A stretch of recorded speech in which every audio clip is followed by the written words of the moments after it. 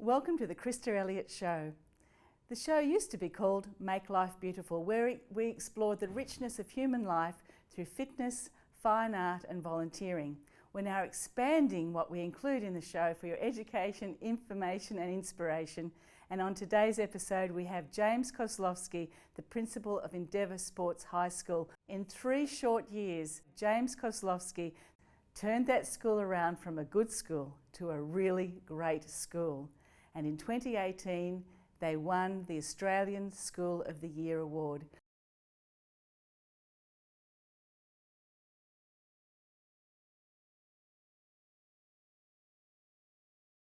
With a Bachelor of Economics and a Master's in Educational Management and Leadership. He has led the school through a period of significant improvement. In 2017, the school was selected by the Public Education Foundation for the filming of a video promoting excellence in public education, and your school attained a Public Schools New South Wales Vocational Education and Training School of the Year Award, and he achieved this all in 3 years by 2018.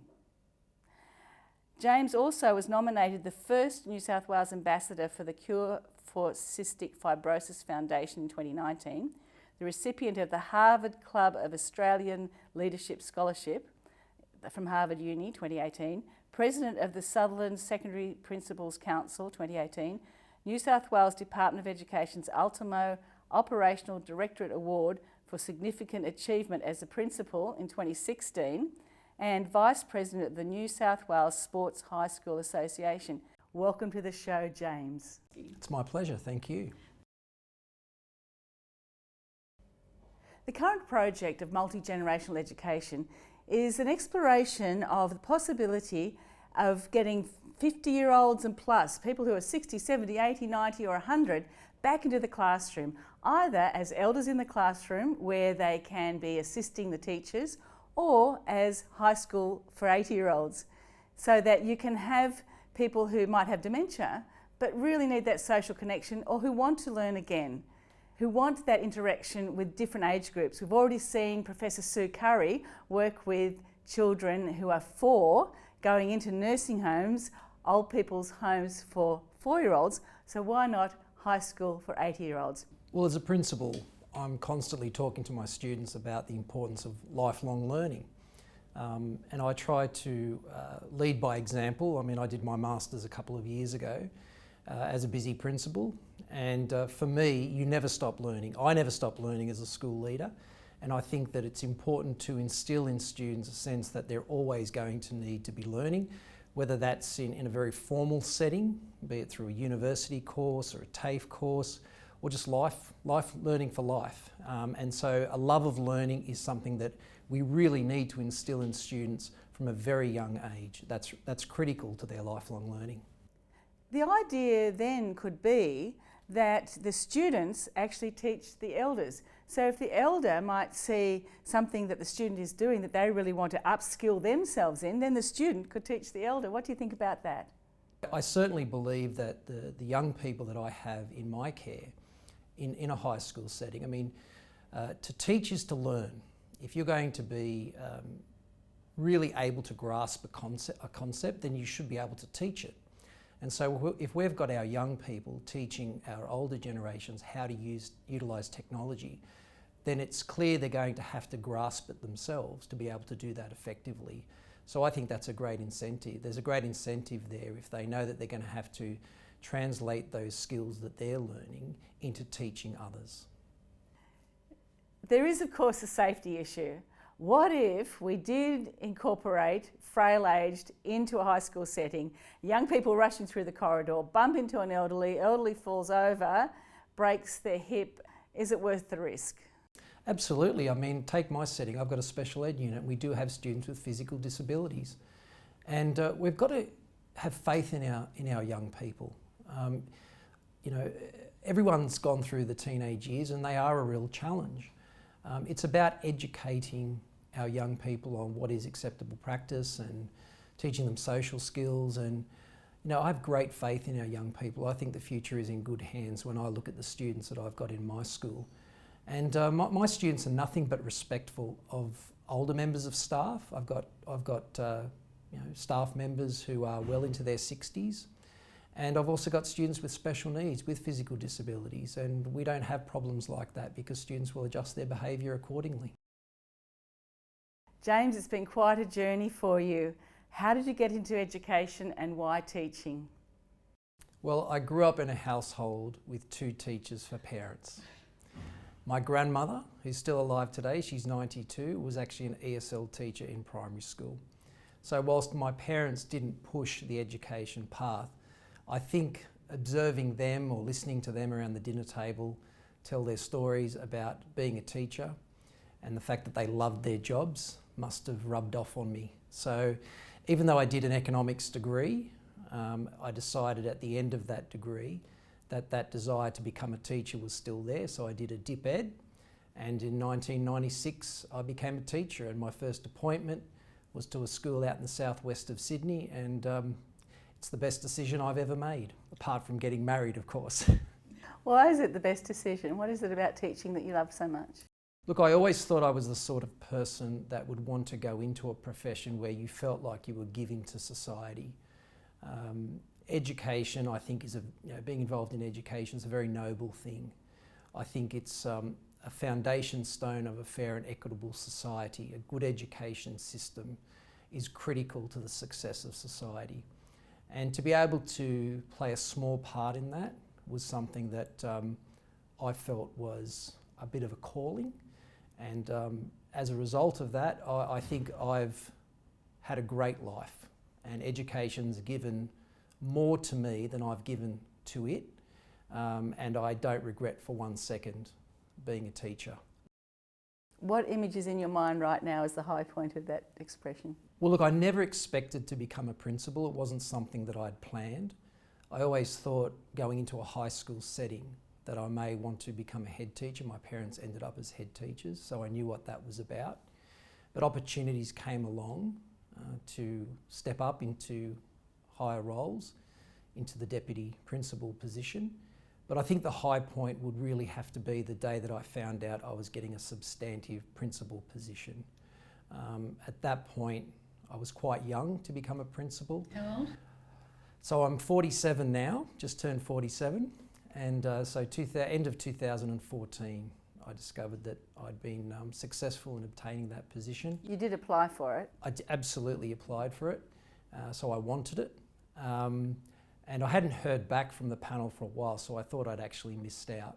So when I got that phone call to say that I'd got the job, I think for a moment I thought it was a bit of a prank call because I'd sort of moved on thinking that I wasn't successful. So to be told that you're going to be the principal of a school and be able to influence the lives of hundreds of students and also the staff that you work with, enormous responsibility, but one that I felt that I was ready to embrace, and it was a fantastic, it was for me the absolute high point.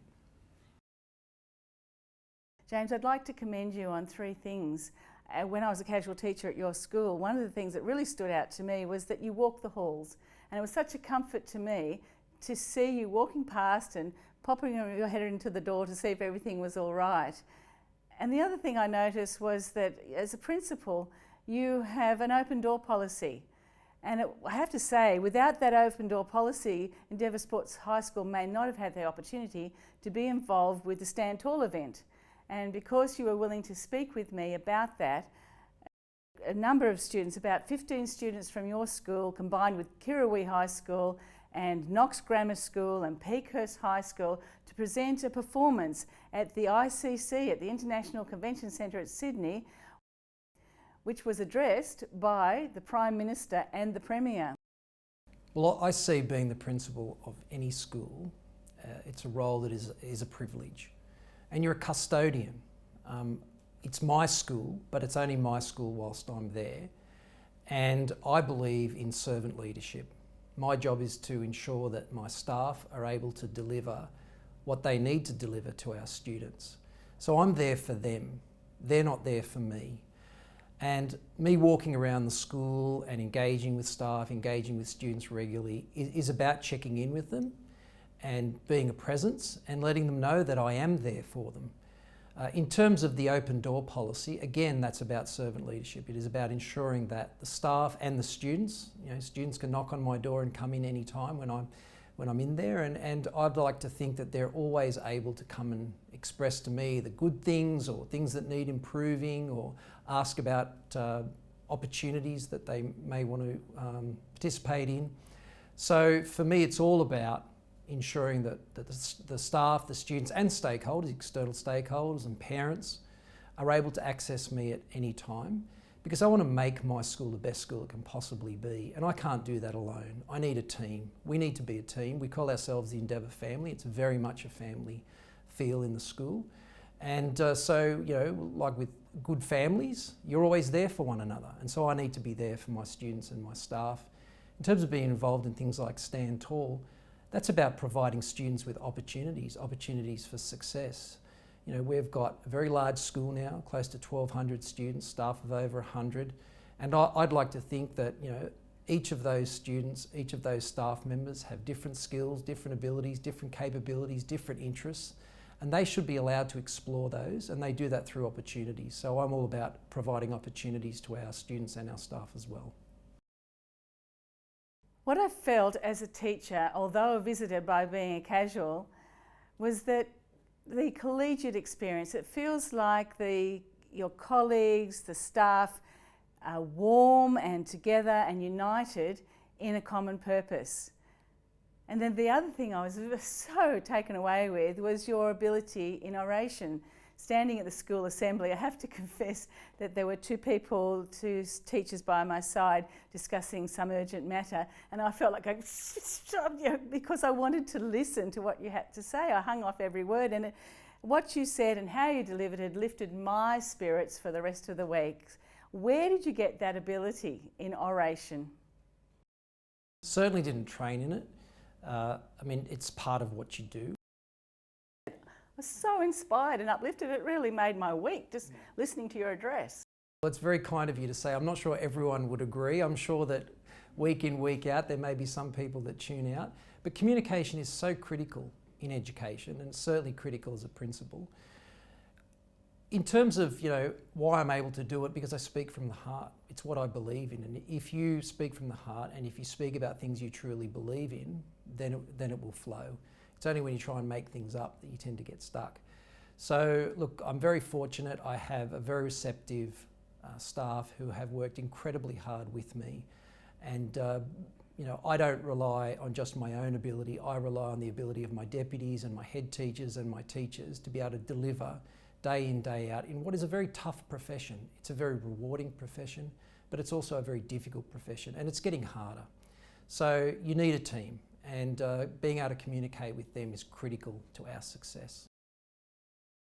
The third thing is that your special needs kids seem like they have their own little family. I understand you have 6 classes, and they're so settled and so confident, and they obviously feel like they're part of something bigger. And I was just really, really impressed with that and quite moved with how well you've got the team, you've got the family, but you've also got kids who still misbehave.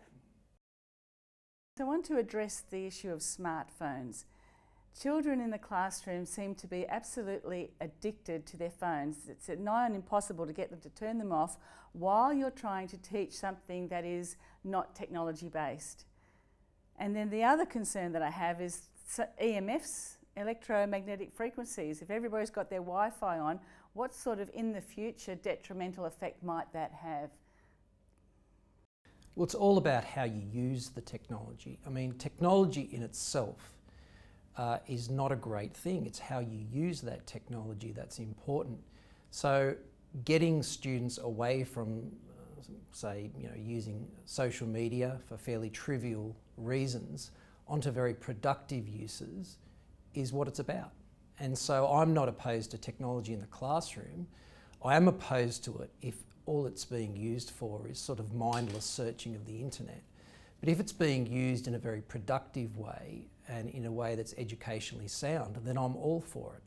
And so that's what it's about. We're never going to get students to put down that technology and ignore it. What we've got to do is encourage them to use it in a very productive way, in a way that's going to enrich their lives and those that they're engaging with. James, would you like to share with us the Department of Education policy on classroom management, especially for children who are misbehaving constantly, and some ideas that you've developed yourself for this particular difficult situation? Well, the wonderful thing about public education is that we take everybody. I've got a school that's very diverse. In addition to being a normal public high school, which means you have to take all the local students that want to come to your school, we also have a targeted sports program. So we're taking students from all over Sydney and beyond who are talented athletes. I've also got a special ed unit, which I love. 6 classes of students who have intellectual disabilities and other disabilities. I have a significant Indigenous population, and I'm very proud of that diversity. But of course, with that comes a range of issues, and from time to time there may be discipline issues. So what we've tried to do is to provide incentives to our students to achieve their best. And their best doesn't have to be great or top HSC marks, coming first in the class or anything like that. It's about personal best. So we created a few years back what we call our high expectations policy. And the pillars of that is students have to behave consistently well, they have to have really good attendance, and they also have to apply themselves in the classroom to the best of their ability. And there's a point system attached to that. And every 5 weeks we review that. And if a student appears to have failed in one of those areas, we stand them down from the targeted sports program and from extracurricular activities, not to punish them, but to get them back on track. It's all about their number one priority being their learning. We try to avoid punishment. We try to provide incentives for students to do the right thing, but we also are about consequences. It's important that we educate for life, and as we know, as we become adults, that we are given greater freedom, but with that freedom comes responsibility, and your actions have consequences.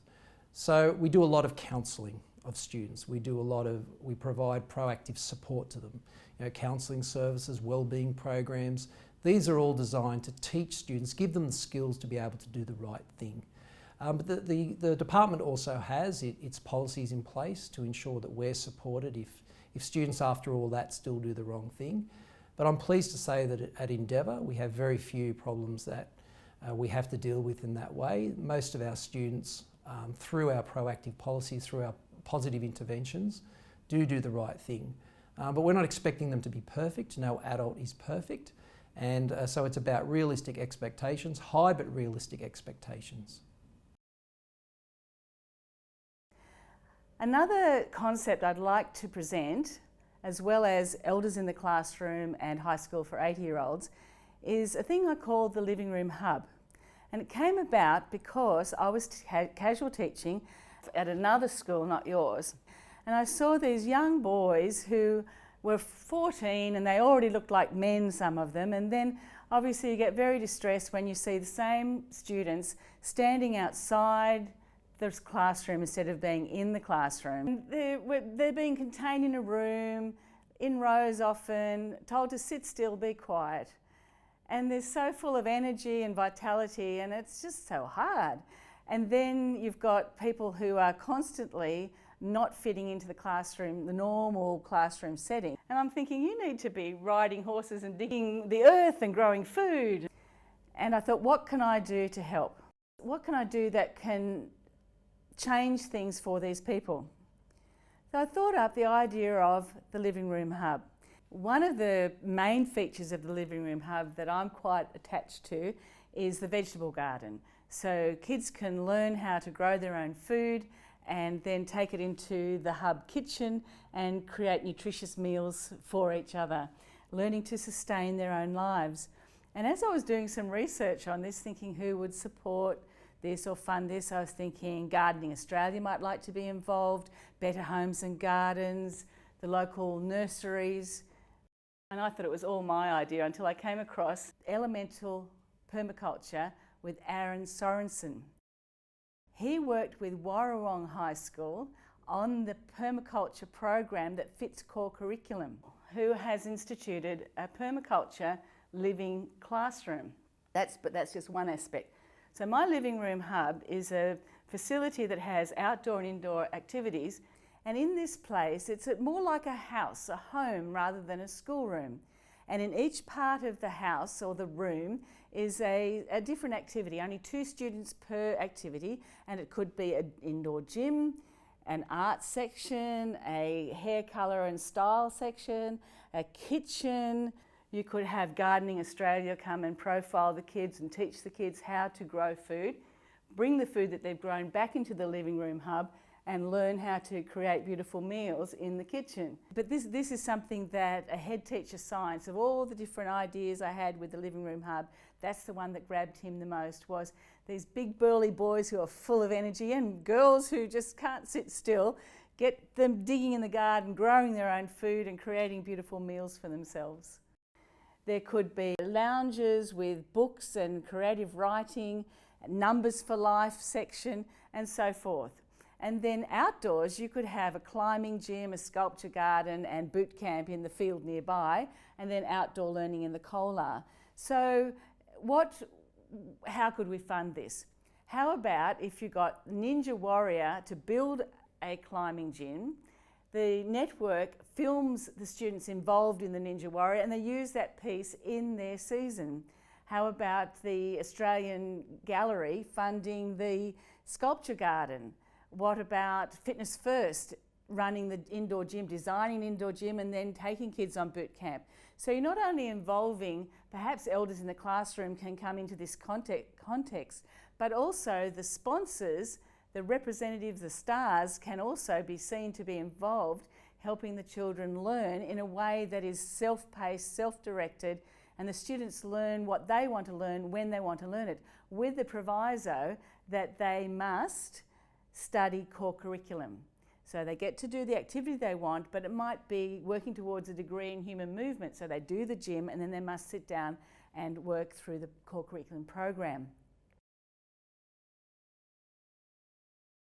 One part of the living room hub that also is close to my heart is the idea of going from product to market, and something that's real life that the kids might love to do. So for example, they write a story in the creative writing section of the hub, and then they take it to the art section and illustrate it. It might be a children's book, and then they take it to the numbers for life section, and they might be studying at one point the Scott Pape program for kids and investing and how to profit and loss and invest your profits wisely. And then in the numbers section, how to market that book, how to put it out for profit or for sponsorship, and how to create a product that will benefit future generations. So a long-term vision, not just let's make art now, let's just write a story now, but the whole stream of normal life. What's your view? Would your constituents like to be involved in such a program? Very interested to know your ideas on that. Would it work? We live in an ever-changing society. Change is happening very rapidly, and one of the challenges for education is to adapt to that change. And so what you're proposing, I believe, is all about creating global citizens and well-rounded individuals. Yes, it's important to focus on those traditional academic subjects, but it's also important to produce well-rounded individuals. And what you're proposing is an example of doing that, providing opportunities for students to experience different activities and different opportunities, and integrating what they're learning with real-life practice. You mentioned the physical activity side of things. We know from the research that physical activity is critical to a student's academic performance. We also know that being able to take the knowledge, take the concepts they're learning and apply it to the real world is critical for learning. So I think that has real merit. Now, I consider myself to be a bit of an innovator in education. In my own school, I'm always looking for opportunities to bring external parties into the school to also provide innovative practices. And so I think that has real merit and would be worth a try. I presented this idea to a teacher and his response was, everyone would want to go. And then someone else said, kids will be naughty so they can go. And then I thought, well, if everybody would want to go, maybe that's the way education should be heading, where it is more these replicable hubs with fewer children, more adults in the room. Look, I'm a fairly positive person and I try not to be cynical. So I think until we try it, we really don't know. But in terms of getting the older generations involved, I'll talk about a high school setting because that's what I'm in. I have a 92-year-old grandmother who's as sharp as she was 30 years ago. She uses technology to engage with the world, and she's been a teacher herself, and I know her skill set could be wonderfully used in my school. And I think the younger generations would really relate to her as well, because they're getting to understand now that the chances are kids who are 14, 15 now are going to live to 100. And gone are the days when you retire at 60 and at 65 you drop off the perch. You can expect to live a long and healthy life, and you want to be productive. That's critical to everything. We're learning more about dementia, for example, and warding off dementia, keeping your mind active. And of course, the older generations carry wisdom through experience. So I think it could be a mutually beneficial relationship to have, and there is absolutely, I believe, no reason to not involve our older generations in a high school setting. James, you're the principal of a sports high school. I see you in action and you're fast. You walk fast, you move fast, you answer questions quickly, you're always on the ball with everything that you do. That's why I sleep well at night. How many hours sleep do you get? Oh, look, I sleep pretty well. I try to get 6 or 7 hours per night, yeah. Do you have time to exercise yourself? Go for a run, go to the gym? Do you consider yourself a sporty person? I'd like to think I am. What do you do for exercise every day? So I tend to run a fair bit. I'll use light weights. When I was a little bit younger, I did play soccer or the football, the round ball game, the world game. I was never as good as I wanted to be, but I've always been a little bit of an athlete, never focused on one particular sport. I was a bit of a runner, a bit of a swimmer, but I just have a go at things, and I enjoy physical activity. Right, and what about nutrition? Nutrition, I try to eat very healthily, particularly from Monday to Friday. Weekends I might splurge a bit. Do you think the way that you do exercise and nutrition actually sustains your energy and your clarity of thought? Absolutely, yeah, it's essential. So that's a good fit for you being in a sports high school. Yeah, I mean, it was interesting. It wasn't necessarily part of the criteria for me getting the job, but it's certainly an area of interest for me. And I do believe it's helped me in leading the school, having that interest in sport. And I admire greatly our student athletes. They're far better than I was. And I'm incredibly amazed by the way they're able to balance the development of their sporting talent with their academic and other pursuits. So I'm inspired by them. There's all sorts of distress that teenagers have to go through today. They're trying to move from child to adult and learn information in a classroom setting on the way. And in the meantime, kids sitting in my classroom, I hear that 38% of families are going through divorce. That means the kids are going through it too. And then there's nutrition-related ADHD, there's early sexualisation through the media and the internet. We have, kids have a sense of no hope for the future. They're thinking about global warming, COVID, recession, drugs, fires. How do you deal with all that? It's present for all teenagers. I mean, putting those things to one side, being a teenager is tough. You couldn't pay me enough to go back to being a teenager. And you toss all those other factors into the mix, and it does provide real challenges for many of our students. So it's no wonder that teachers have often had to become de facto parents or de facto counsellors. It's about, I guess, dealing with the whole student. And so it's very much more than just delivering content in a classroom setting. And fortunately, in the schools that I've worked in, and I've worked in a number of them, I've always worked with, on the whole, very supportive, very intelligent, very caring, very empathetic, very sympathetic teachers. And I'd extend that to also our administration staff and support teachers. My experience has been a very positive one with how they interact with students and give them the support they need and the tools they need in order to deal with those challenges. And for some of those students, school is a real haven. It's where they come to feel safe, it's where they come to feel supported, it's where they come to feel loved. So at Endeavour, it's no different. We have students that face being a teenager, of course, but also some of those things you've mentioned. And we need to know and value every student and make sure that we meet their needs both inside and outside of the classroom. And I think we do an exceptional job. You never have as many resources as what you would like, and we understand that. And so we do our best, and our best is often good enough.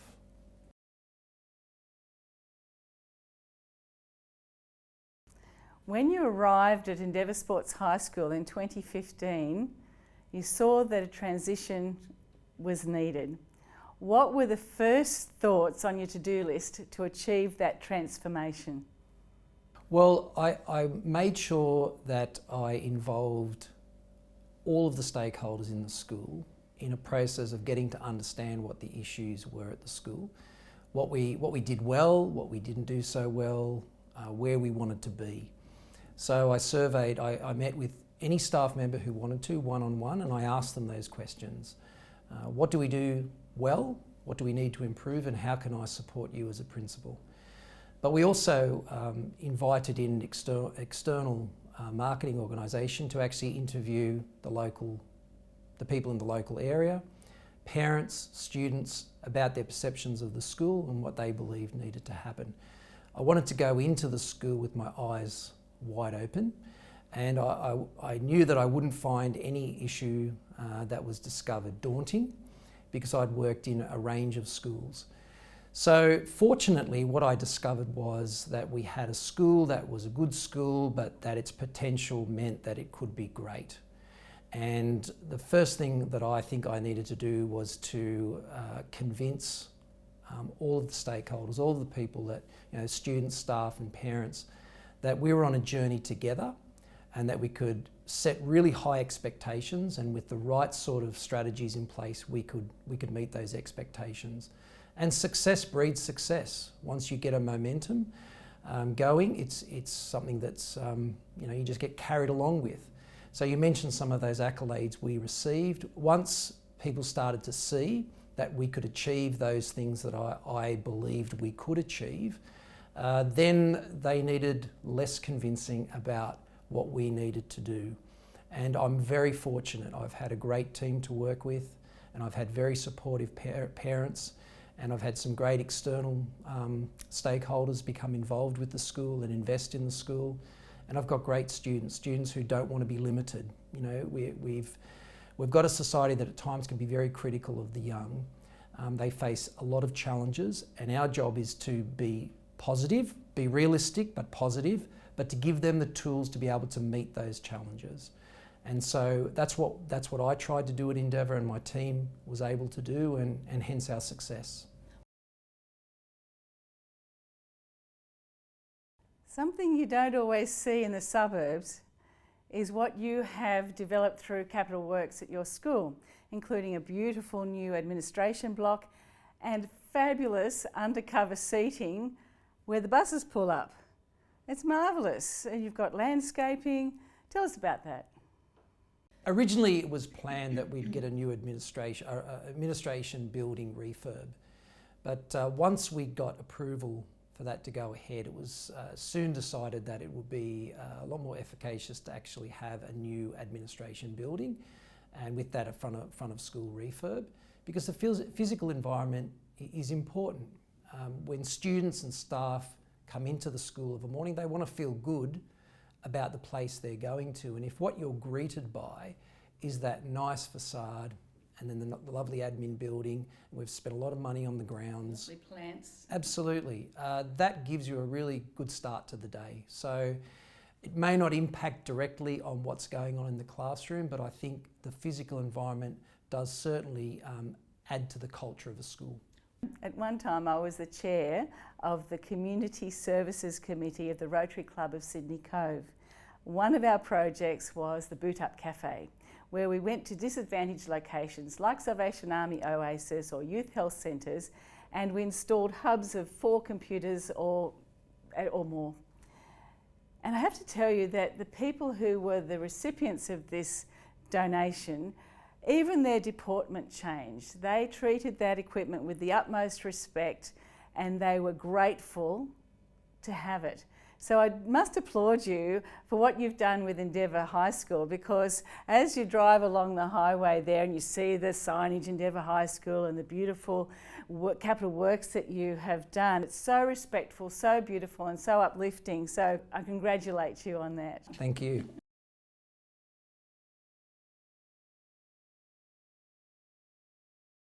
James Kozlowski, you are the New South Wales Ambassador for the Cure for Cystic Fibrosis Foundation. Tragically, in your family, you have personal experience with this awful, awful disease. Tell us about that. So in March of last year, my 5-week-old niece was diagnosed with cystic fibrosis.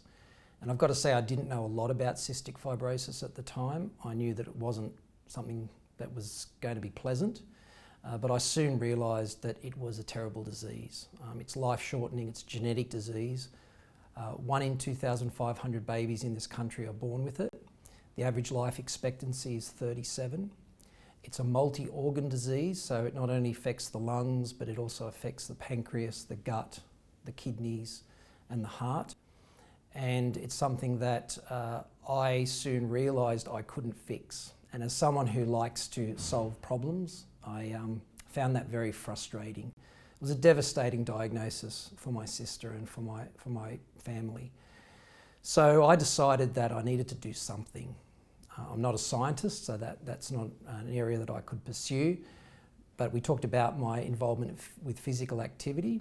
So I decided to perhaps raise the profile of the disease and also perhaps some money for an organisation that was associated with cystic fibrosis. And in May, I discovered that there was the Sydney Morning Herald Half Marathon.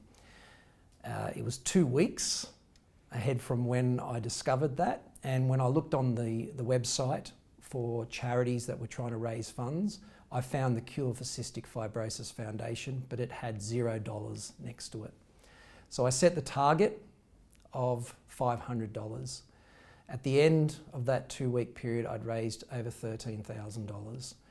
And suffice to say that those at the Cure for Cystic Fibrosis Foundation were very impressed. They contacted me and thanked me. And within a very short period of time, they asked me if I would be interested in becoming their New South Wales ambassador. They're a fairly small charity, and what makes them different in this space is they are all about raising funds for a cure. Low administration costs, there's only 1.6 employees, they have a very dedicated board, and they're doing incredibly innovative and what they call translational research. So it's research that has a high likelihood of becoming commercial and actually being put on the market within a few years. And so they're at the cutting edge of research into this terrible disease and into producing treatments and hopefully eventually a cure for it. What are some of the symptoms of it? So what happens with those who have cystic fibrosis is they produce a sticky mucus in those organs that I mentioned. And the thing that ends up shortening their life is the damage that it does to the lungs. So it not only scars the lungs, but it also, that mucus harbours bacteria that you and I might be able to get rid of. Those with cystic fibrosis can't. And they get severe infection. That, of course, impacts other areas of the body, such as the heart having to pump harder to get oxygen around the body. And as a result of that, you end up with chronic breathing difficulties. There are those with cystic fibrosis who end up having to have a lung transplant in their 20s. I've got a friend who's 21 and she got very ill at the end of last year and was actually placed on the transplant list. Fortunately, she was given an innovative drug which at this point in time is not on the PBS in Australia and costs $250,000 per year. But she's been given on compassionate grounds that drug, and she's improved her lung function considerably, and she's actually gained weight, because one of the things that very few people know about cystic fibrosis is that for many it impacts the gut and their ability to absorb nutrients. And so in the old days, before there was any treatment for it, a lot of patients with cystic fibrosis actually died of malnutrition. So the way that my sister became aware that there was something wrong with my niece at 5 weeks was she wasn't thriving. She was this scrawny little thing, and so the heel prick test, which they do when the child is born, that came back with a positive diagnosis for cystic fibrosis, but that was an early sign. So my niece has to take medication with each meal in order for her to be able to absorb nutrients. So it's a nasty disease, an awful disease. Fortunately, we're doing a lot of good work in that space to be able to improve the life expectancy, but also the quality of life. But my niece has to go in a couple of weeks' time for a bronchoscopy. That's a standard procedure each year for a 1-year-old and her parents. That's a pretty confronting thing. She has a team of medical experts that work with her, a respiratory physician, a dietitian, a counsellor, a physiotherapist. So she's probably had close to, in her first year and a bit of life, over 20 visits to the Children's Hospital. Fortunately, she's very healthy, she's doing well, but that possible infection is always around the corner. But I'm absolutely convinced that if we can get the right sort of research funded, that we will see not only significant improvements in treatment for CF, but I think a cure is on the horizon. We just need people to support us. I'm so grateful that you have joined us here today at the Krista Elliott Show to share with us your achievements at the school, some stories about your life, and of course the work that you've done with the cure for cystic fibrosis. From what I can see, James Kozlowski, that your niece has every chance of having a cure found and enjoying a long and happy life. I'm sure we've just touched the tip of the iceberg of all that you've achieved in your life, and perhaps we can talk again another time. Thank you for being on the show, James Kozlowski. My pleasure.